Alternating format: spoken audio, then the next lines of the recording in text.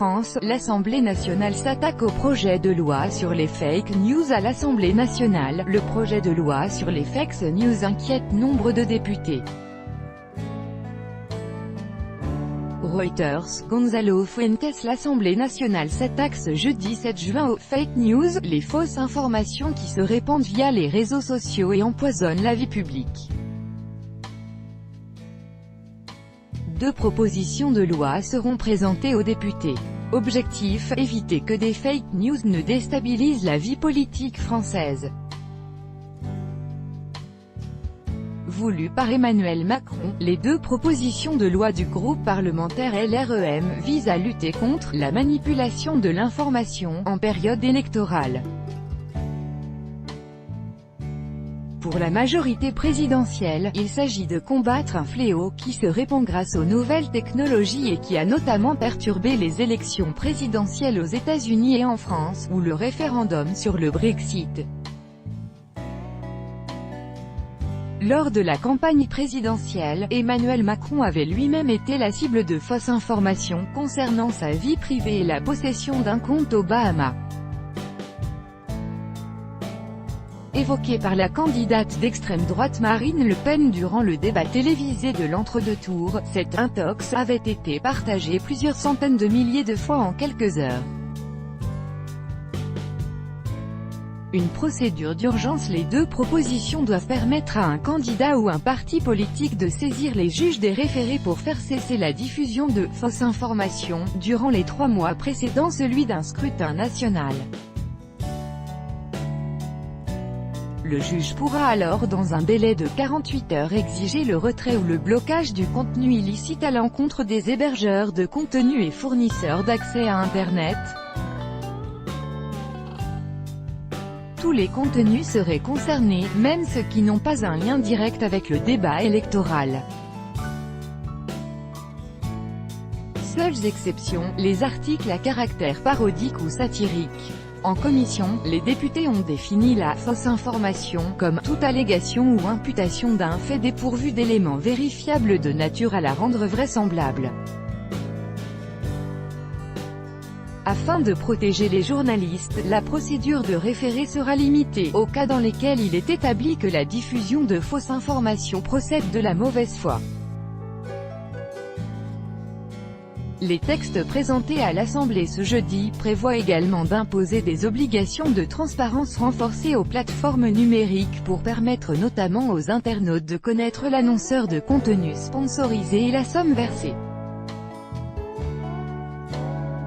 De nouveaux pouvoirs seront par ailleurs donnés au Conseil supérieur de l'audiovisuel qui pourra empêcher, suspendre ou mettre fin à la diffusion de services de télévision contrôlés par un État étranger ou sous influence de cet État, et qui portent atteinte aux intérêts fondamentaux de la nation. Sans être nommés, la chaîne de télévision RT, Russia Today, et le site Sputnik semblent être particulièrement visés par le projet de loi. Emmanuel Macron les avait accusés d'agir pour le Kremlin en organe d'influence et de propagande mensongère. Controverse. Mais ces propositions suscitent la controverse. Pour le syndicat national des journalistes SNJ, le texte est inefficace et potentiellement dangereux car on met le pas vers quelque chose qui pourrait conduire à de la censure. Dans un communiqué dressant une liste de contre-propositions, l'organisation Reporters sans frontières met quant à elle en garde contre des solutions qui pourraient se révéler inopérantes voire contre-productives.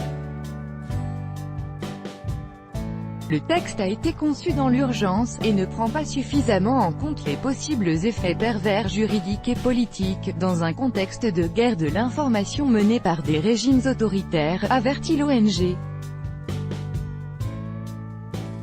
À l'Assemblée aussi, nombreux sont ceux à être vent debout contre un texte que le député LR Claude Goasguen qualifie d'aberrant. Risque de censure, de judiciarisation du combat politique, à droite comme à gauche, on s'apprête à batailler ferme ce jeudi. Il y aura une vérité officielle. Et qui en décidera? Ce n'est pas le citoyen qui fera son propre jugement, ce sont des magistrats. c'est l'Union soviétique.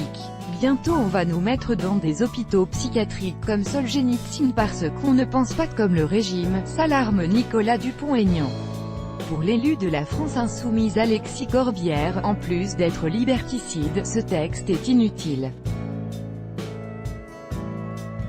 Aujourd'hui, la 17e chambre à Paris passe son temps à légiférer sur des fausses informations.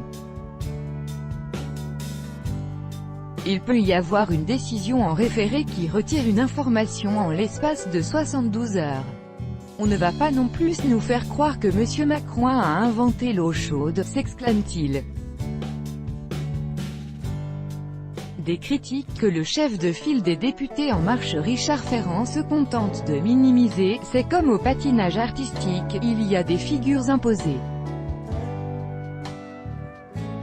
Il est toujours de bon ton de vouloir laisser penser qu'une mesure d'hygiène démocratique puisse passer pour une mesure de restriction démocratique, reste que les débats à l'Assemblée sur les fake news pourraient ne pas s'achever ce jeudi soir. 209 amendements ont été déposés, dont de nombreux de la France insoumise sur la concentration des médias, la nomination des membres du CSA, les aides à la presse ou encore la création d'un conseil de la déontologie. Avec AFP.